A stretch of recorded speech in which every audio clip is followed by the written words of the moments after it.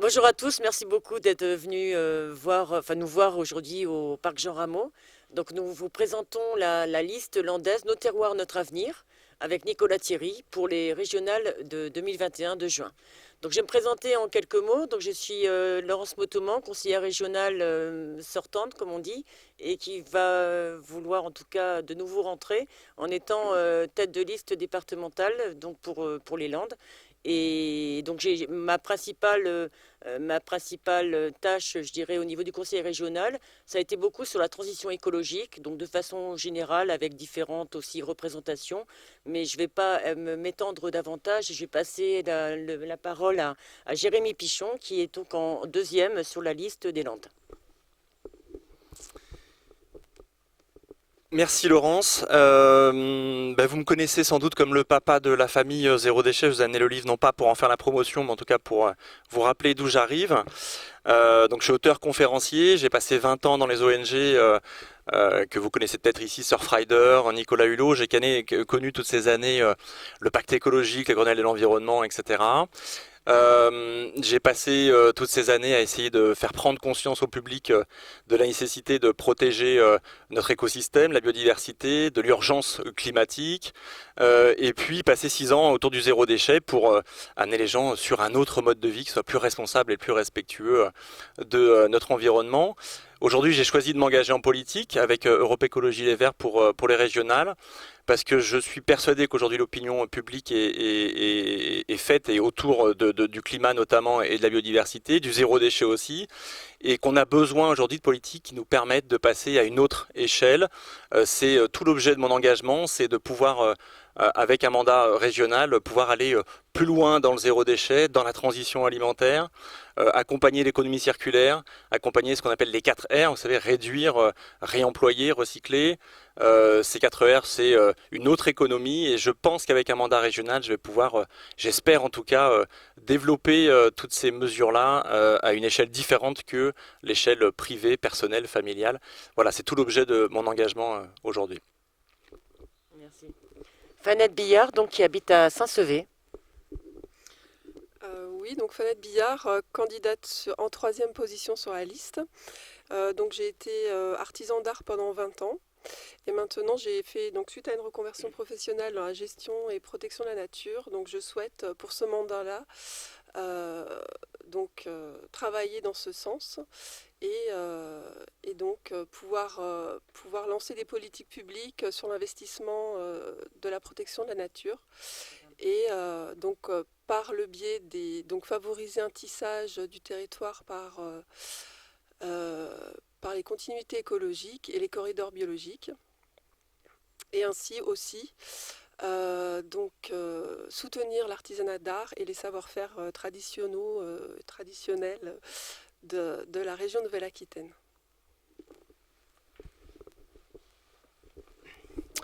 Bonjour, moi je m'appelle Antoine Parot, j'ai 49 ans. Je suis le responsable régional de la gauche républicaine et socialiste. Et je m'engage avec Nicolas Thierry et cette liste Europe Écologie Les Verts.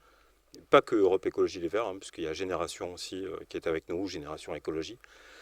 Euh, Parce que avec la période qu'on vient de vivre, notamment celle du Covid, mais qui n'était qu'un moment qui a montré encore plus les dérèglements des temps très proches, là, des temps passés, euh, il faut qu'on entre dans une période de bifurcation obligatoire, de bifurcation politique, avec une écologie de responsabilité et non pas comme on pourrait être taxé d'une écologie des jardins partagés. Là, il ne s'agit absolument pas de ça. On a un programme très construit autour de l'emploi, autour de l'économie, autour du pouvoir de vivre, autour de choses essentielles pour tout le monde. Et pour le faire, bien sûr, on prend cet axe-là aussi de l'urgence climatique. On a cette urgence sociale et cette urgence climatique, cette urgence environnementale, cette urgence écologique qu'on ne peut pas dissocier de l'urgence sociale. Ces deux urgences que l'on veut mener, on les mène dans une stratégie planifiée, organisée, chiffrée, en responsabilité. Un gros travail qui est fait depuis octobre, tous ensemble, c'est-à-dire le fameux théorème de on se met tous autour d'une table pour construire quelque chose. Depuis octobre, on y bosse. On est en train de finaliser au niveau du maquettage, tout ça. Mais c'est un énorme travail qui a été fait avec toutes ces formations politiques, tous ces experts aussi qui viennent, comme Jérémy, avec une expérience incroyable dans les ONG, et d'autres qui nous rejoignent, Isabelle derrière. On a vraiment la prétention de vouloir changer la région. Et c'est ce qu'on va essayer de faire avec vous et avec votre soutien. Ensuite, Alain Godot. Ah, Isabelle, pardon, c'est vrai qu'on fait dans le... Isabelle d'abord. Isabelle Sartre de Saint-Jean-de-Marsac.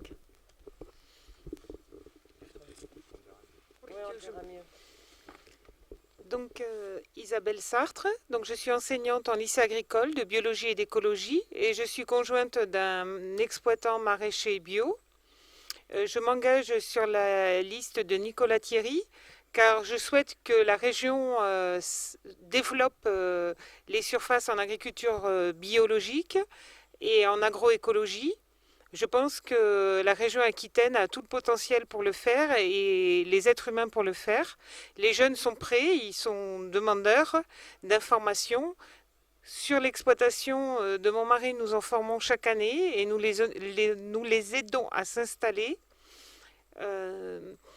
Donc voilà, je pense qu'il y a quelque chose à faire pour encourager la production de produits de qualité et la vente aussi en circuit court et permettre à tout à chacun de trouver de bons produits à proximité de chez soi et pouvoir voilà, avoir une nourriture saine et de qualité. Alain Godot. Bonjour, donc Alain Godot, adjoint au maire à Saint-Paul-et-Dax. Donc adjoint au maire à Saint-Paul-et-Dax, conseiller d'agglomération du Grand Dax. Donc moi je suis engagé dans l'écologie associative et politique depuis la fin de l'adolescence, car je me suis rendu compte très vite que c'était l'enjeu majeur qui allait nous tomber dessus dans les années à venir. Et aujourd'hui, en 2021, on voit bien que c'est vraiment l'enjeu essentiel. Et donc on ne peut pas se contenter de mots, il faut une véritable politique écologique qui sortent des solutions politiques du passé, là où on entend souvent dire des choses un peu lignifiantes. En fait, il faut une vraie politique donc écologique qui se démarque des politiques traditionnelles. Voilà.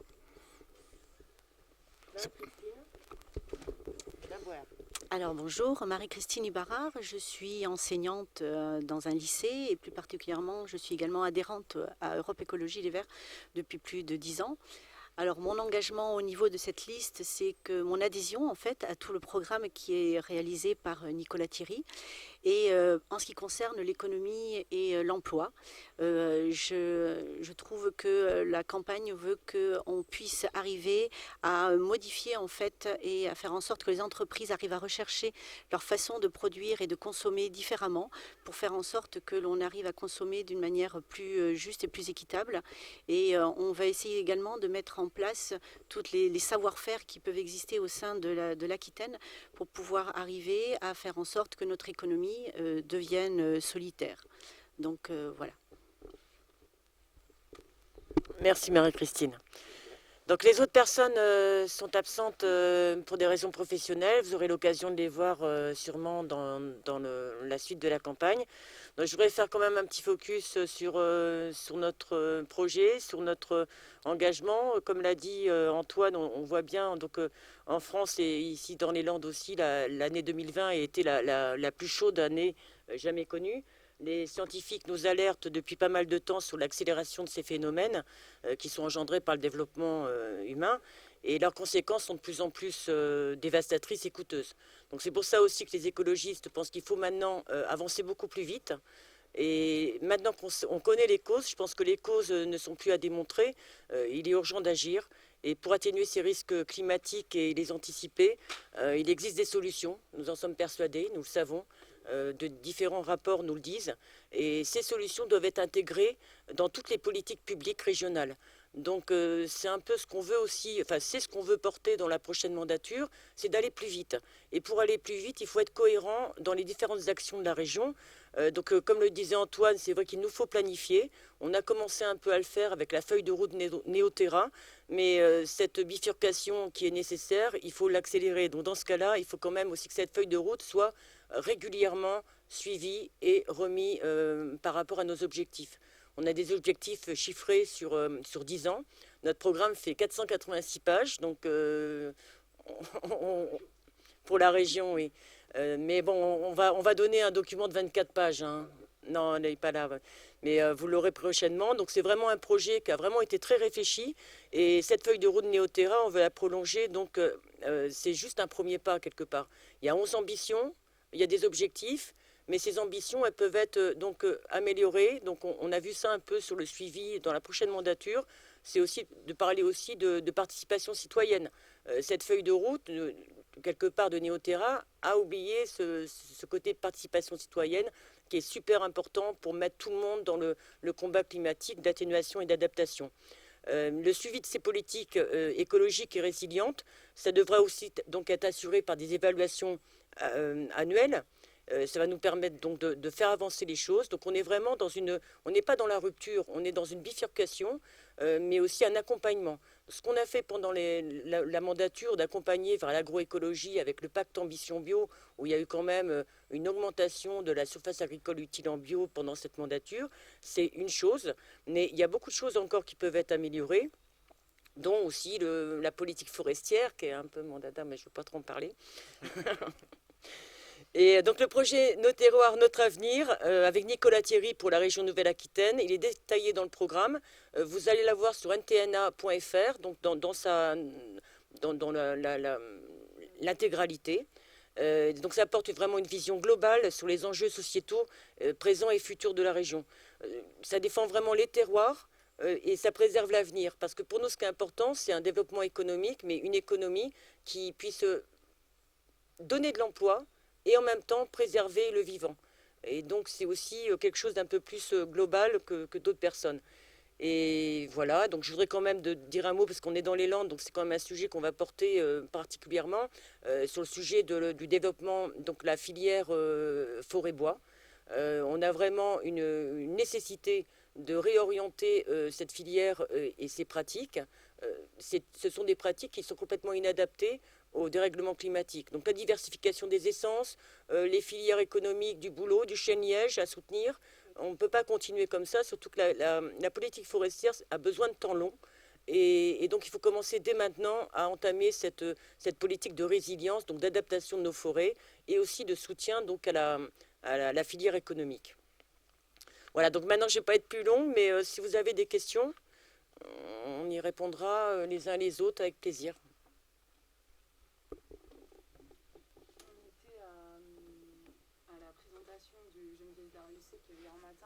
Qui parlait d'Europe Écologie des Verts et de leurs idées, de leur programme comme une politique de l'écologie de dégression.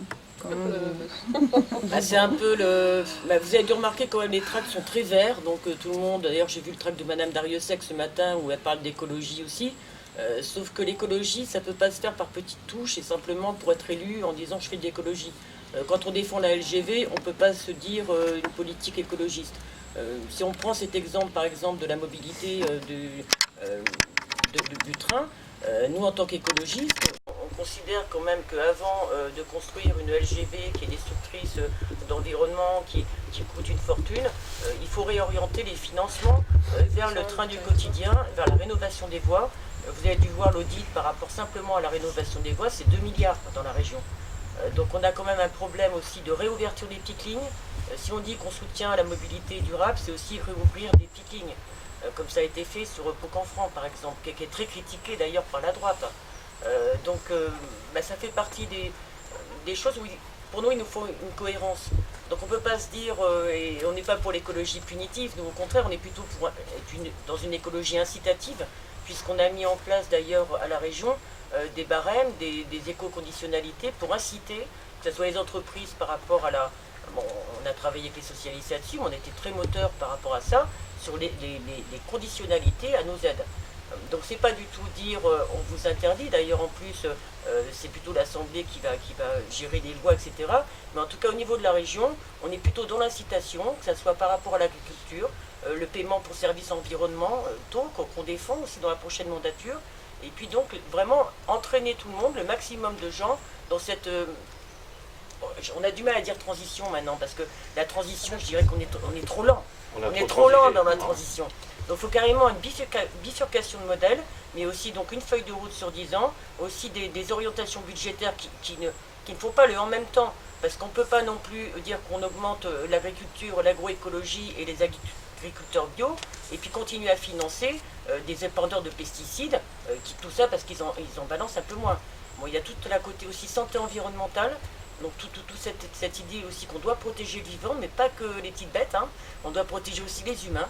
Quand on a vu ce qui s'est passé avec le Covid et qu'on voit parallèlement toutes ces morts de maladies chroniques dont certaines causes sont connues quand même, donc les écologistes veulent essayer quand même d'avoir une gouvernance globale d'un système, c'est quelque chose d'écosystémique. On ne peut pas avoir une politique d'un côté qui va à l'encontre de celle qu'on porte de l'autre. Si je peux rajouter un petit mot sur la déclaration de Geneviève Darrieussecq. Juste à préciser quand même qu'elle fait partie d'un gouvernement qui, en termes de régression, se pose là. Régression du débat parlementaire, régression des libertés publiques, régression sur l'écologie, mais enfin on voit comment a été mené quand même ce projet climat-résilience précédemment débattu à l'Assemblée et bientôt débattu au Sénat. Donc elle peut toujours vouloir faire des leçons, je pense qu'elle n'a de leçons à faire à personne. Et qu'en termes de régression, elle incarne vraiment ce mot à la perfection. On est plus dans l'évolution, la progression. Par contre, cette politique de la REM ou de la droite, c'est plutôt continuer à maintenir un système en se faisant passer pour des écologistes. Et donc on voit bien sur certaines prises d'opposition de Mme Darrieussecq ou même d'Arnaud Tauzin que j'ai vu en commission, il y a quand même un sacré manque de cohérence entre ce qui est dit d'un côté et ce qui est fait de l'autre. Donc si vous regardez par rapport aux endroits où on est en responsabilité, il y a toujours, même sur le mandat régional, nous avons toujours eu des votes en cohérence. Alors nous avons voté peut-être 94% des délibérations, mais à chaque fois qu'on ne votait pas, il y avait une raison. C'était du nucléaire, c'était des choses qui font partie de nos fondamentaux et qui ne vont pas dans le sens des nanotubes de carbone. Donc on a toujours été très cohérents et on était toujours dans le dialogue aussi avec la majorité pour dire pourquoi nos arguments de vote. Donc nous sommes des partenaires, mais des gens aussi qui portent une cohérence, ce qui n'est pas le cas de la REM. Après, justement la gouvernance et sur le conseil régional, sur votre partenaire Monsieur Rousset et sa majorité, on a vu que la dernière séance, les Verts n'ont pas siégé. On a vu dans l'avant-dernière séance que vous êtes... il y a eu achoppement sur le contrat de plan État-région. Alors est-ce que c'était uniquement sur la forme, effectivement, des documents trop tard ou est-ce qu'il y a un problème de fond sur ce contrat État de plan région où les financements ne sont pas clairs non plus, quoi? Le problème qu'il y a eu, c'est qu'on nous demande de voter un texte qui est très, qui a 4 quand même pour 7 ans. C'est bien 7 ans, alors qu'on est à la fin d'une mandature. Alors on nous a dit, nous a répondu, oui mais la dernière fois en 2015 ça avait été le même cas. Et alors, c'est pas parce qu'on fait une erreur une fois qu'on doit la faire deux. Donc le fait quand même de faire voter une assemblée qui est en fin de mandat pour un CPER, un contrat plan État-région qui est sur 7 ans, c'est pour ça que nous sommes opposés. Nous avions demandé à ce que ça soit repoussé. On ne nous a pas écoutés. Donc nous avons tenu parole et comme nous avons toujours été très unis dans notre groupe, à chaque fois qu'il y a une décision de prise, on suit tous. Et donc nous étions tous absents, même en visio d'ailleurs, on n'a même pas été en visio. D'accord. Oui, c'est bien ce qui me semblait. C'est une sorte de déni je suis un des rares à avoir regardé cette proposition des contrats État-région juste avant une nouvelle mandature. Donc c'était complètement normal de s'y opposer. Même s'il y avait des choses très bien dedans. Mais après, bon, il n'y a pas eu le dialogue nécessaire, il n'y a pas eu le temps de consultation. Avec le Covid, on a quand même manqué beaucoup aussi de concertation entre nous. Et donc on trouvait que c'était pas le bon moment. Mais après, c'était pas le budget non plus. Le budget, on s'était toujours engagé à le voter, même si on a négocié longuement des fois avant de le voter. Mais le CPER, on avait clairement défini pourquoi on ne serait pas là, quoi. C'est pas la politique de la chaise vide, c'est qu'on a fait une demande et on nous a dit non, on maintient, on fait le forcing. Donc est-ce qu'il faut se soumettre ou dire que non, on n'est pas d'accord et le démontrer en étant absent? Et comment vous interprétez la présence du président des JA40 sur la liste de Madame Dariussec? Et d'une manière générale, ils ont mis beaucoup d'agriculteurs au départemental. Hein. Beaucoup de petits agriculteurs. Alors, je ne sais pas s'ils sont sous la FNSEA. Comment vous voyez On a plutôt des agriculteurs comme Isabelle qui sont en bio, qui sont en cohérence, qui travaillent en biodynamie. Bon, c'est pas le même type d'agriculture. Vous savez très bien que les jeunes agriculteurs sont plus proches d'une agriculture productiviste intensive. Vous savez aussi le poids qu'il y a actuellement, dans les Landes par rapport à. Ils se heurtent aux associations de défense de l'environnement, CEPANZO et compagnie aussi. Ils se heurtent violemment quand même à la CEPANZO, d'autres associations. Les jeunes agriculteurs. Oui. Oui, alors vous parlez de la problématique de l'eau entre autres, mais oui, je pense qu'ils sont un peu tout. Il y a quand même sur cette histoire quand même d'Irrigado qu'on demandait quand même des prélèvements qui dépassent quelque part les capacités du milieu. Et donc ils ne veulent pas l'entendre. Nous, ce qu'on demande, bien sûr que l'eau a besoin, l'agriculture a besoin d'eau, mais dans quelles conditions? Est-ce que c'est des grandes gerbes et puis de capter dans les nappes phréatiques ou simplement on demande d'économiser l'eau et le tribunal administratif a donc soutenu la CEPANZO par rapport à cette demande. Ils n'ont pas à prélever autant d'eau pour de l'agriculture intensive en plus et polluante. Et ils vont vous dire qu'ils prennent que 1% de la masse d'eau qui est tombée aux dernières inondations et qu'ils demandent des retenues, ils demandent des barrages, ils demandent des bassins pour pouvoir prélever l'eau de pluie en fait, pas la nappe. C'est ça qui est. Mais c'est ça. Hein. L'agriculture. C'est aussi la problématique du grand cycle de l'eau. C'est un peu la problématique aussi d'une gouvernance cohérente. C'est que l'eau, elle tombe pas du ciel et puis que ça remonte. Les milieux ont besoin aussi d'eau. Les sols ont besoin. Non, mais quand on nous dit par exemple la problématique, parce que c'est un sujet un peu compliqué, mais par rapport aux retenues collinaires ou par rapport aux bassines qu'on entend en Poitou-Charentes, le problème c'est surtout le modèle d'agriculture que ça soutient et le partage, comme dit Fanette. On n'est pas contre des retenues collinaires ou des bassines, comme ils s'appellent en Poitou-Charentes, mais pour un territoire, pour un projet agricole, pour des circuits courts, pour de l'agriculture biologique, pas pour exporter du maïs à l'autre bout du monde. Et donc de plus en plus, quand même, cette eau, il va falloir la penser au niveau d'un territoire, mais d'amont en aval. C'est que si on fait une retenue comme le lac de Caussade et puis qu'après il y a plein de petits cours d'eau qui sont à sec, eh ben, c'est tous les poissons, c'est tout ça, c'est tout cet écosystème qui disparaît. Donc il faut arriver à sortir de ce que je reproche un peu sur ces discours de la FDSEA aux jeunes agriculteurs, c'est qu'en fin de compte, ils ne regardent pas le cycle de l'eau, ils regardent leur petit territoire et leur modèle d'agriculture qu'ils continuent à pratiquer depuis des années. Sauf que ce modèle d'agriculture, il doit changer. On doit porter donc cette transformation agricole avec les dérèglements climatiques, avec les sécheresses, avec les problèmes d'inondation. Quand vous avez un champ qui est complètement lessivé, qui n'a plus de vie dedans, il n'a plus son rôle d'éponge. Quand on a coupé les arbres qui sont au bord des rivières et qu'on appelle les ripisylves, oui, il y a plus d'inondations. Quand on bétonne en amont, il y a plus d'inondations en aval. Donc que ça soit sur ces problématiques agricoles de quantité ou de qualité, ou d'inondation, on a une logique écologiste qui est un peu plus... Donc on est prêt à dialoguer, hein. D'ailleurs on va les rencontrer, la FDSEA, le MODEF, les jeunes agriculteurs. D'ailleurs je vais rencontrer aussi les chasseurs avec Marie-Christine dans la Haute-Lande. Donc on est prêt à discuter, mais qu'on argumente, qu'on dise vraiment ce qui est, et il faut sortir des caricatures. Enfin, si vous voulez rajouter, sur le sujet de l'eau, c'est vraiment un sujet très important.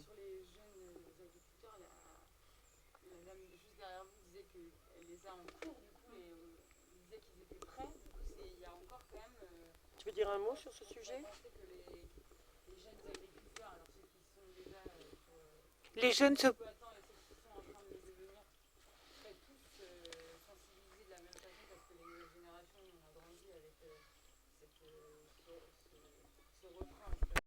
mais de la transition écologique, parce qu'on le disait encore à l'époque, mais est-ce qu'ils ne seraient pas tous près finalement, comme vous disiez, est-ce qu'il y a encore quand même des différences ou est-ce que peut-être quand on devient exploitant, on est confronté aussi aux difficultés de basculer? Au regard de la profession. Je pense qu'en fait, si vous voulez, il y a une écoute de la part des jeunes en formation, ça c'est sûr. Il y a du questionnement, ils veulent comprendre la faisabilité. Il y a vraiment besoin d'un accompagnement. Ils ont besoin qu'il y ait des groupes d'agriculteurs qui soient animés, où il y ait des essais qui soient faits localement, proches de chez eux, où ils puissent se rendre compte que c'est possible.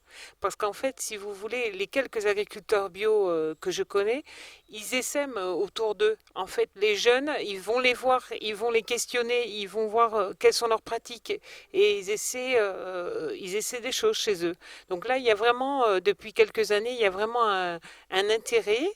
Bon, puis il y a aussi des problématiques liées aux produits phytosanitaires, hein, des problématiques sanitaires, des problématiques de potabilité de l'eau. Donc, ils se posent des questions, oui. Et ils sont demandeurs d'informations. Et franchement, il faut accompagner cette demande. Mais c'est pas un travail d'une année, 2 années. C'est tout au long de la vie de l'agriculteur. Il faut qu'il puisse échanger avec d'autres. Alors, il y en a déjà qui le font, hein. Il y a l'Alpad, il y a déjà des associations qui font ça. Et c'est très bien, il faut encourager ça. Maintenant qu'ils sont en demande, c'est maintenant qu'il faut... Oui, alors c'est toujours ce que je me dis, c'est que quand on les a au lycée, on en profite pour les sensibiliser. Et voilà. Parce qu'après, la deuxième problématique, c'est la loi du marché. C'est-à-dire qu'en fait, il y a d'une part la volonté d'eux, et puis après, il y a la sécurité de la vente de sa production. Donc ça, c'est aussi un élément sur lequel il faut travailler, c'est-à-dire montrer aux personnes qui font la démarche de produire bio, que c'est bio ou un autre label éco-responsable, mais bon, surtout bio, montrer que c'est possible de commercialiser, qu'il y a une filière, qu'on peut en vivre, en fait, que l'agriculteur pourra en vivre. En fait, voilà, c'est ça. Par exemple, vous avez à Nouvron la protéole, qui transforme l'huile de colza et de tournesol en bio, mais il y a une énorme demande des consommateurs des Landes pour ces produits-là.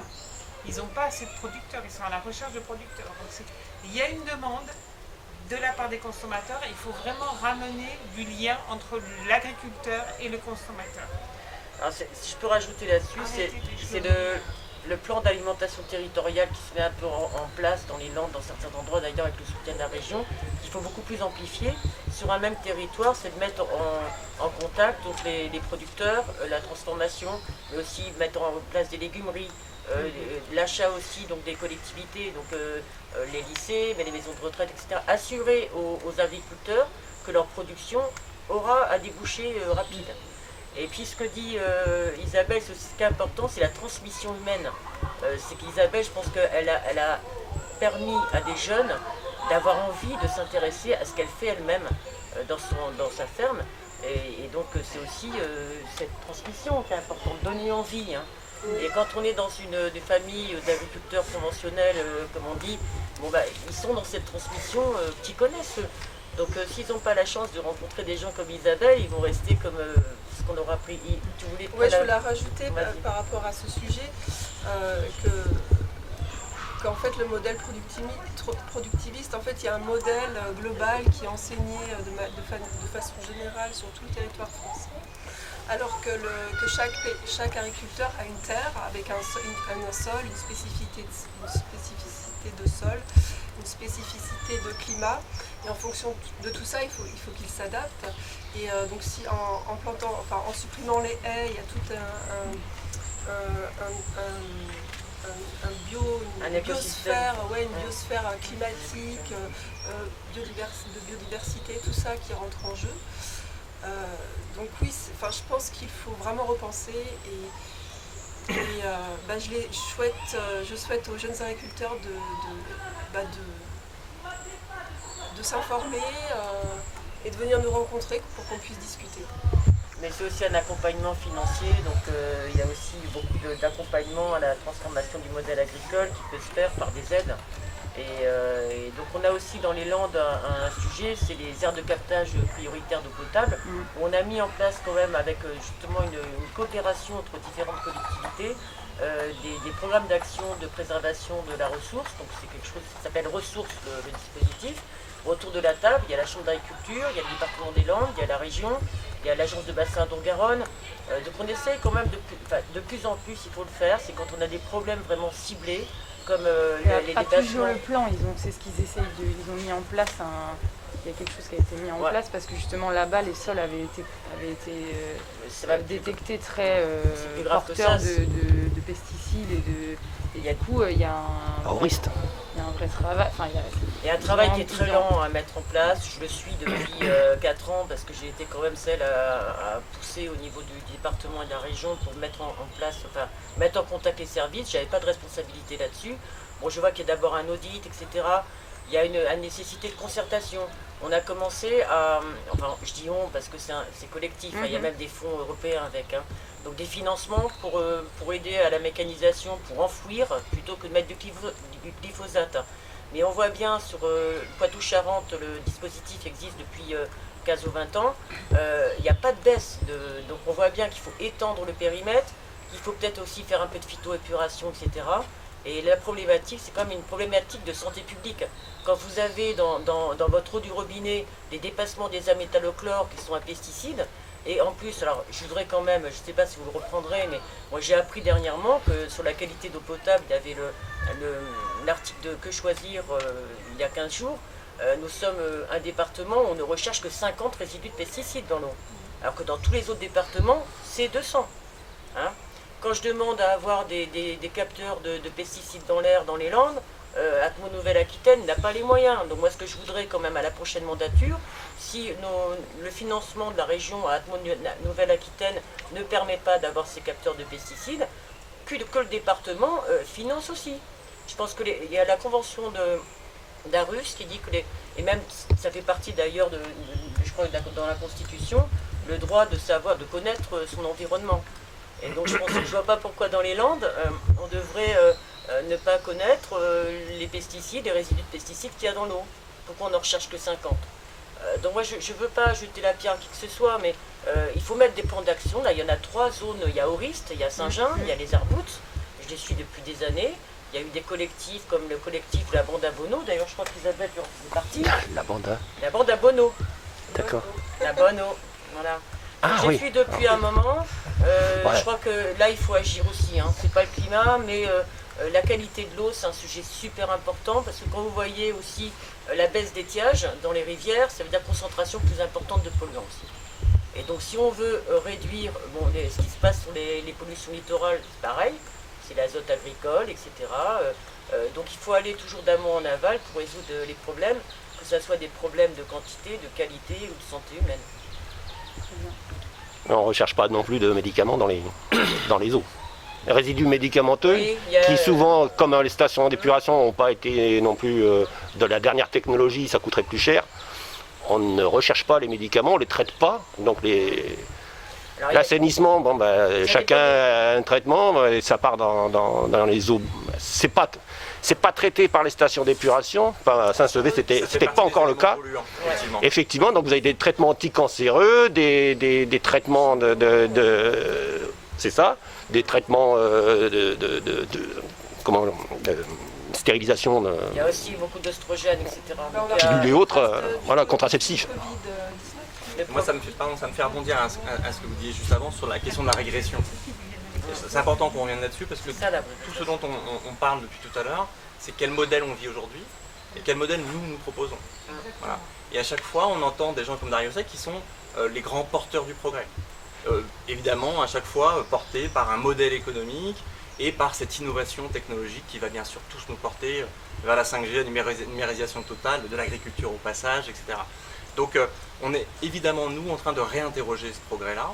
Qu'est-ce qui nous a apporté ce progrès depuis 30 ans ? C'est 14 millions de déchets aquatiques plastiques par an dans nos océans. Il y aura plus de plastique que de poissons dans les océans d'ici 2040. C'est ça qu'on offre comme progrès à nos enfants. Et du médicament.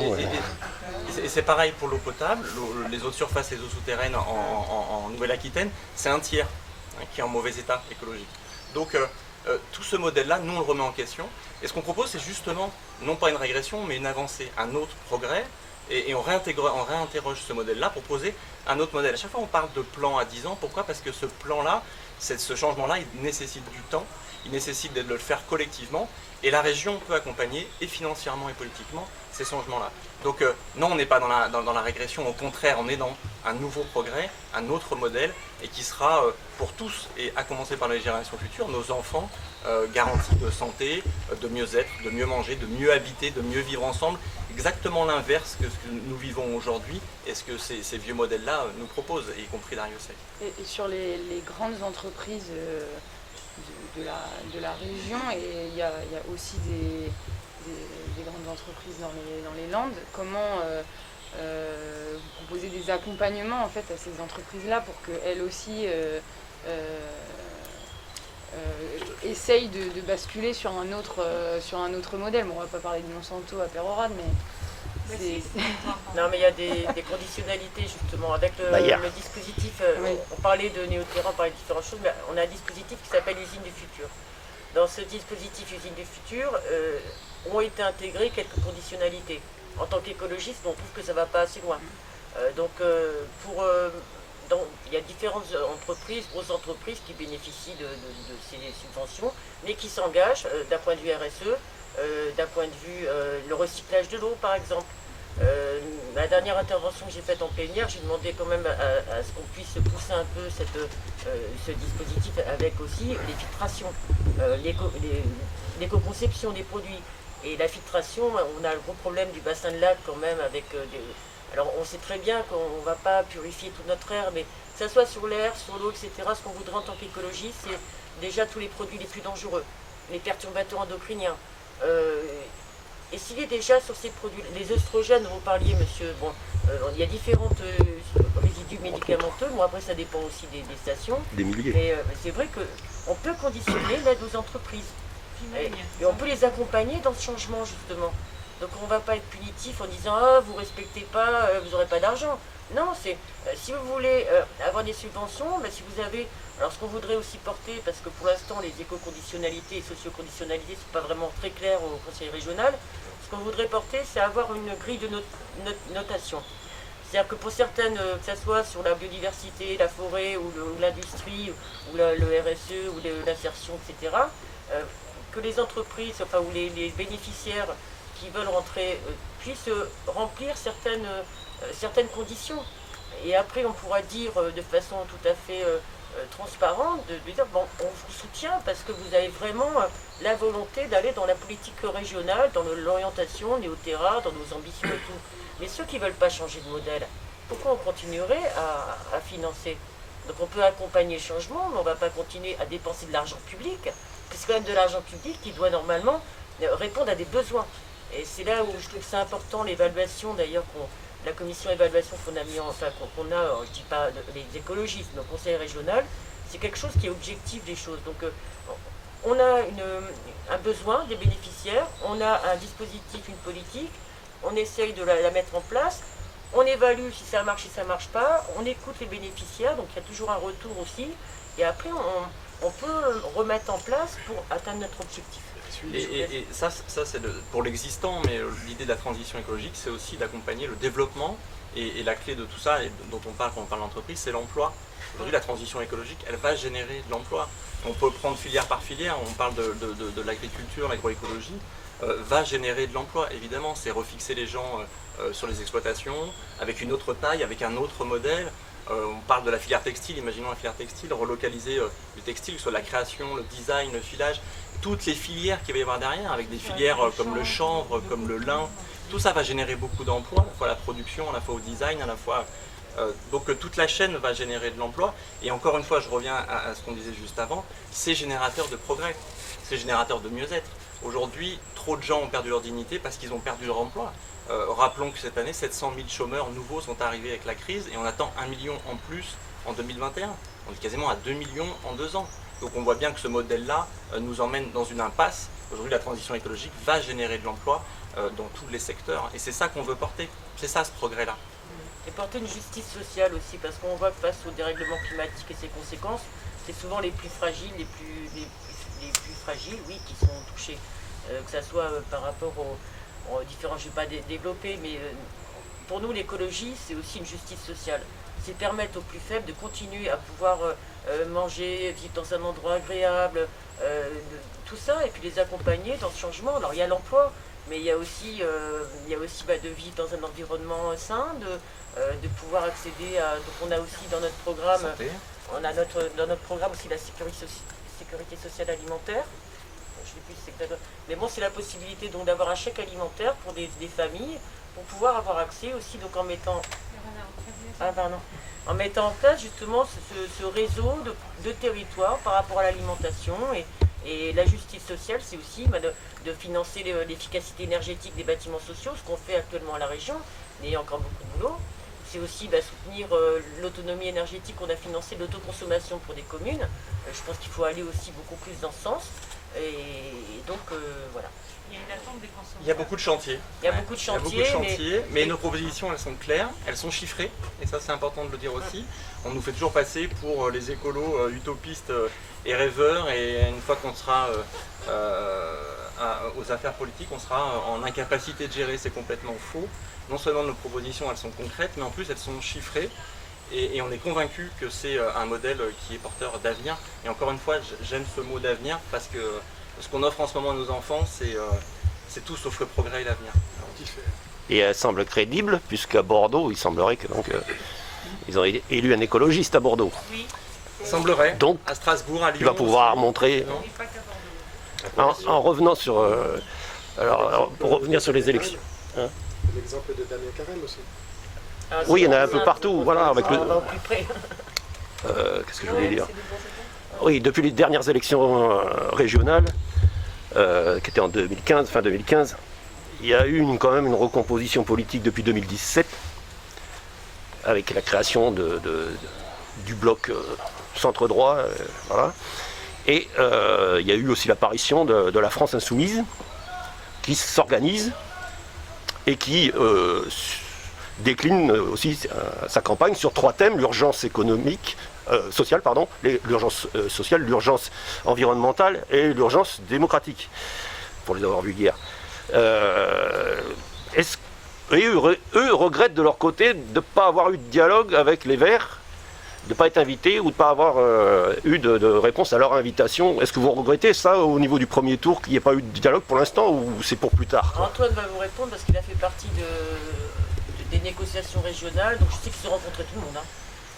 Ils les ont rencontrés aussi. On s'est beaucoup parlé.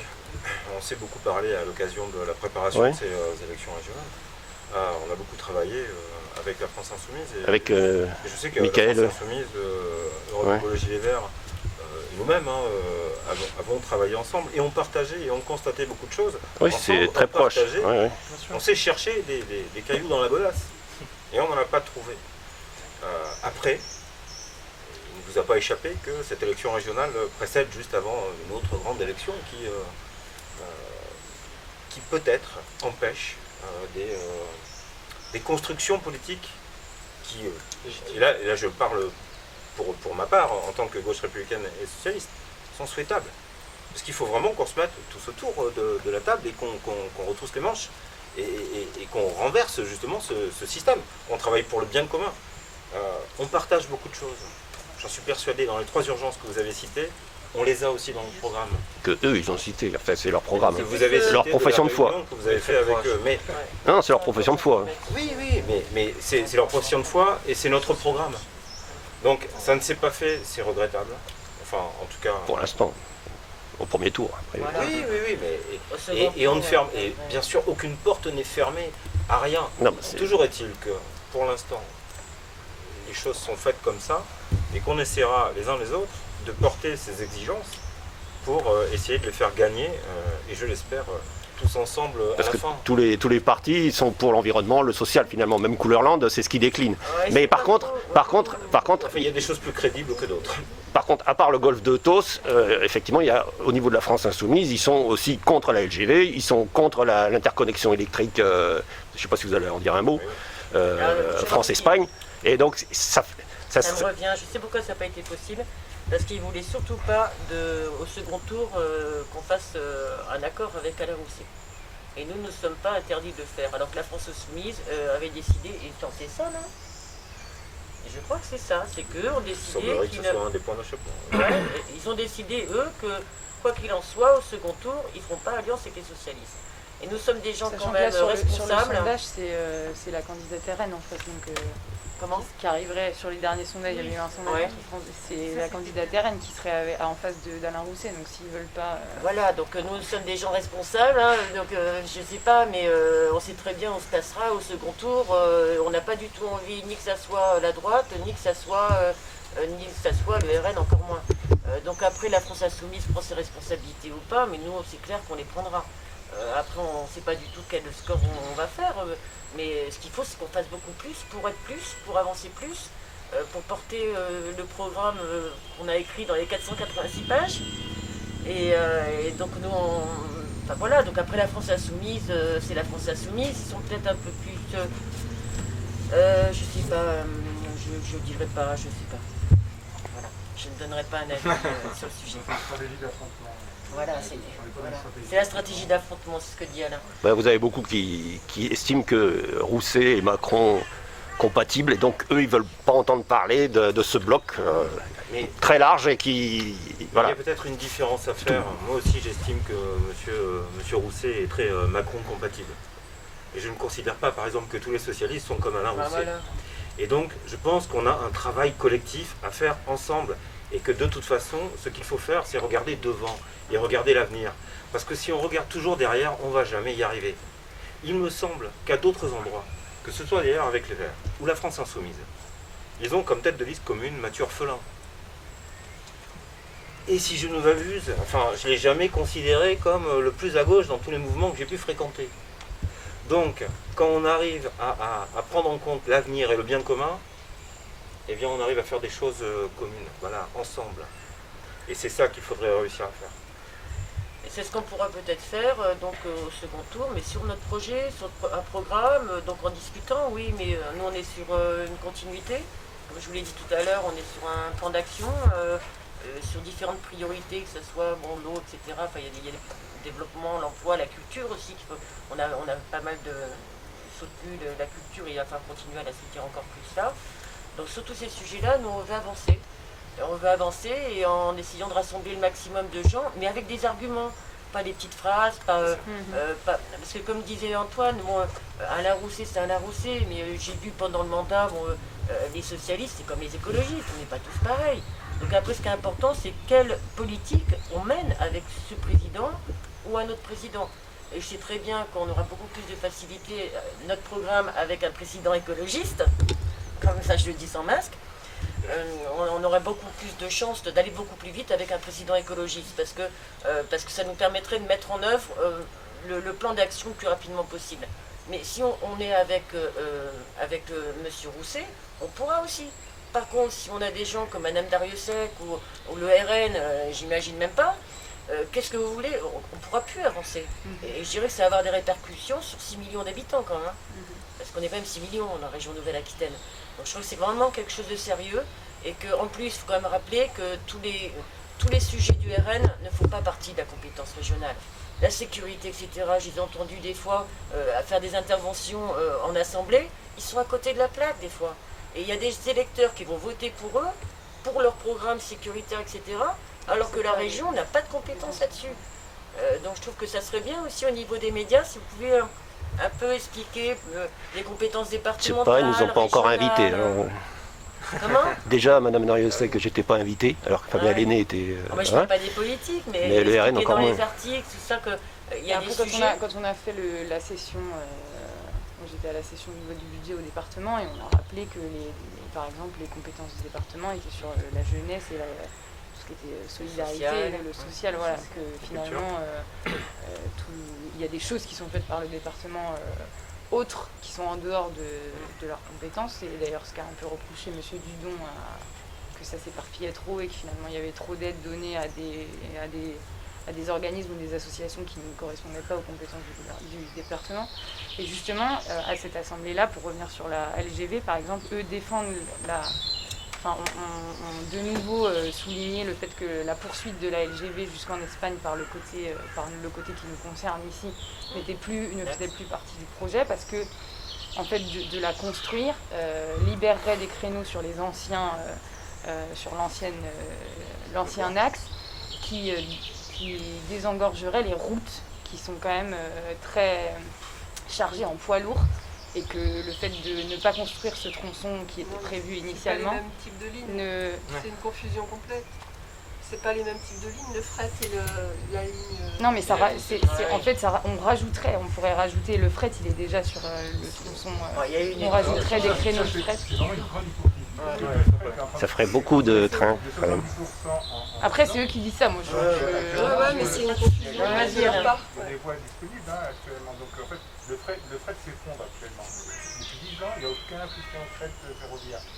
Ça s'est effondré de 70%. Le souci du fret, c'est pas les voies, hein, c'est les plateformes intermodales, justement. Et en fait, donc les voies, il y a des besoins pour le fret, puisque de toute façon, on n'est même pas à un tiers de ce qu'il y avait il y a 10 ans actuellement en fret ferroviaire. Donc je pense que c'est un argument actuellement, il y a des espaces pour 10 ou 20 ans de fret. Donc c'est bloquer de l'argent pour une logique d'investissement avec des gros projets.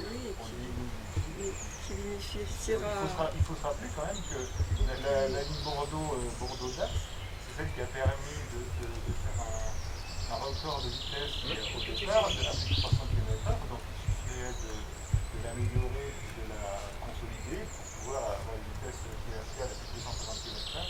Donc ça aurait moins de temps et moins d'argent.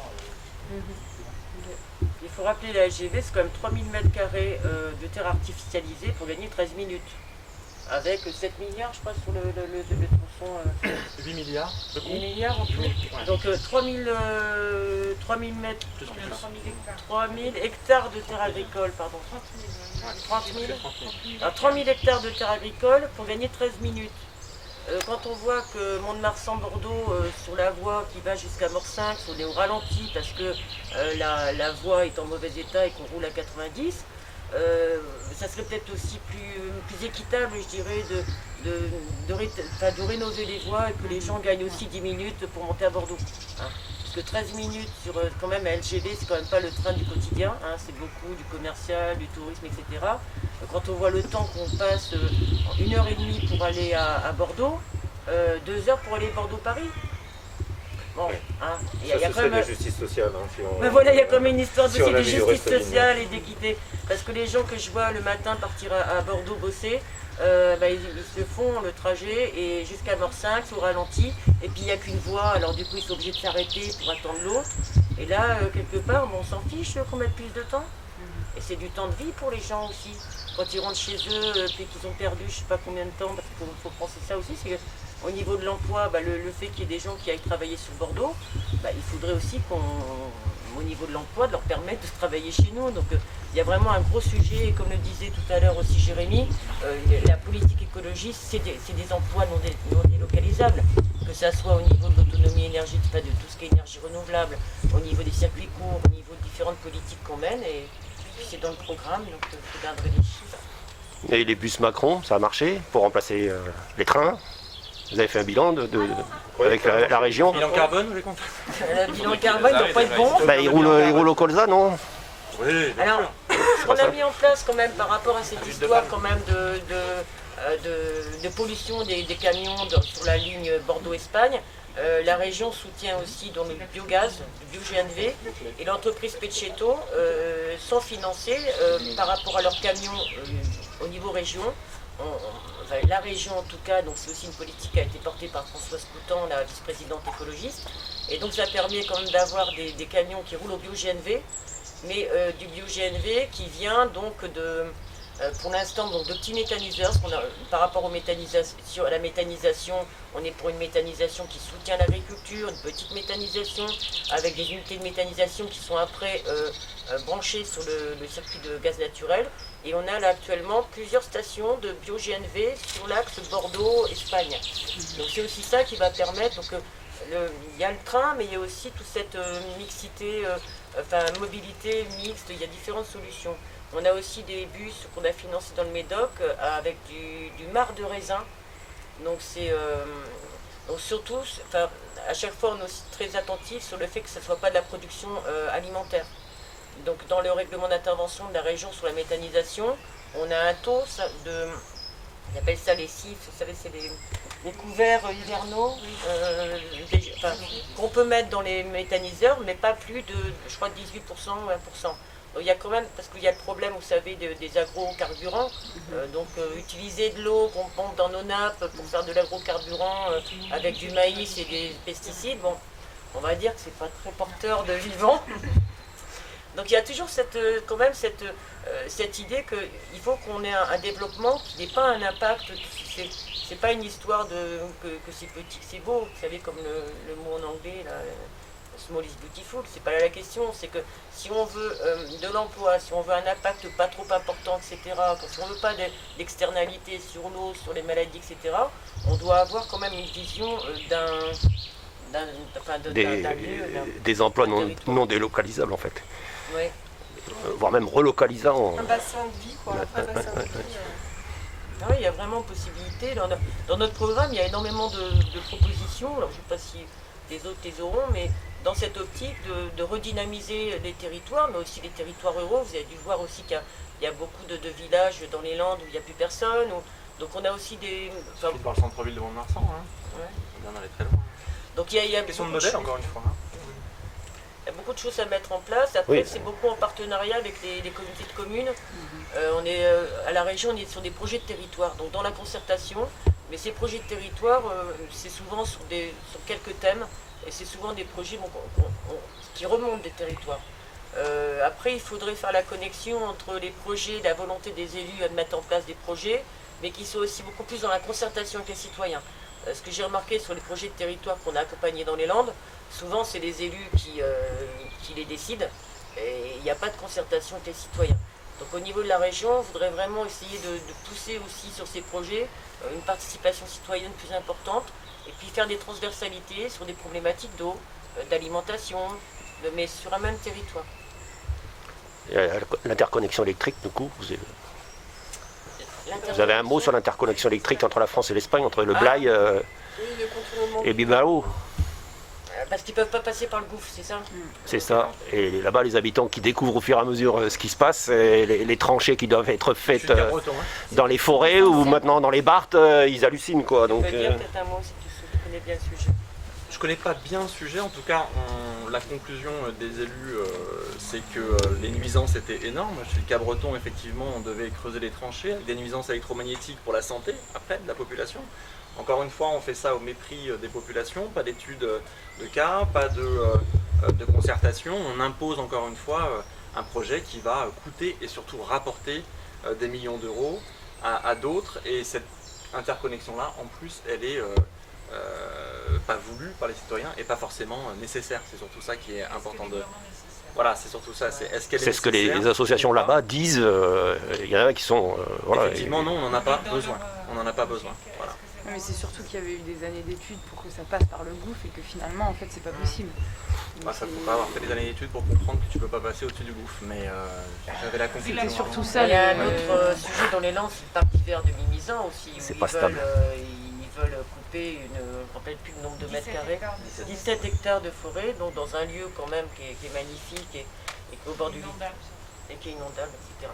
Donc je ne sais pas où ça en est, mais c'est vrai qu'il y a des autorisations qui sont faites parfois par la préfecture et on voit par exemple sur Socat, il y a des choses où on ne peut pas agir même en tant que conseiller régional, si la préfecture, si l'État donne les accords. Et donc il y a différentes problématiques comme ça dans les Landes et on a quand même un littoral qui est fragile. On était hier à Biscarrosse avec Yannick Jadot. On voit bien aussi qu'il n'y a pas la juste mesure à prendre, enfin, qui est prise par rapport à cette problématique. Il y a encore des choses qui continuent à vouloir se faire sur la bande littorale. On continue à couper des arbres sur la bande littorale. Enfin, tout ce qui devrait... parce qu'on pense vraiment, et c'est pas que les écologistes, les scientifiques le disent aussi, on a les solutions fondées sur la nature. Que ce soit pour les problèmes d'inondation ou d'érosion du littoral, on a ces solutions et ça coûte beaucoup moins cher en plus que d'avoir des protections en dur. Donc pour différentes problématiques, les solutions fondées sur la nature, que ce soit pour la forêt, que ce soit pour les inondations, c'est là-dessus qu'il faut s'appuyer. Sauf que vous avez un système actuellement qui fait qu'il y a tellement d'intermédiaires qui vendent tellement de trucs, etc., que quelque chose de simple et naturel, comme par exemple avoir de l'azote gratuit en mettant de la févrole, enfin je vais peut-être me corriger, c'est pas de la févrole, bon, de mettre un couvert végétal et d'enfouir après son azote, eh ben, c'est pas encore, c'est ça, ils préfèrent l'acheter actuellement. Mais bon, ça évolue, mais il y a aussi tout un conditionnement de ces gens qui vendent ces produits. Donc que ce soit sur l'agriculture ou sur d'autres, on parlait du plastique, l'éco-conception. On a même du plastique dans le corps maintenant, hein. T'as entendu les résidus dans le corps. Donc, nos enfants, je ne sais pas combien de substances de synthèse dans le cordon ombilical dès qu'ils naissent. Et donc c'est vrai ce qui a été dit, nous on est plutôt porteurs du vivant. On est pour accompagner ce changement, mais il y a vraiment la prise de conscience à voir aussi. Est-ce qu'on peut continuer à envahir le monde interne, enfin les corps, l'eau, la terre, de nos produits qui détruisent les sols, le vivant et tout, quoi. C'est un grand débat. Ben, c'est l'occasion. Est-ce que vous auriez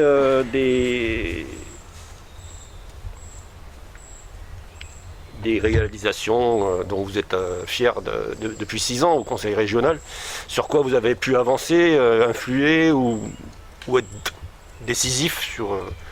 Il y a eu différentes choses, mais ce qui a été quand même... à la mandature précédente, Nicolas Thierry était donc le directeur de cabinet, a avancé pas mal pour proposer à M. Rousset sur prévoir pour agir avec Hervé Le Treut.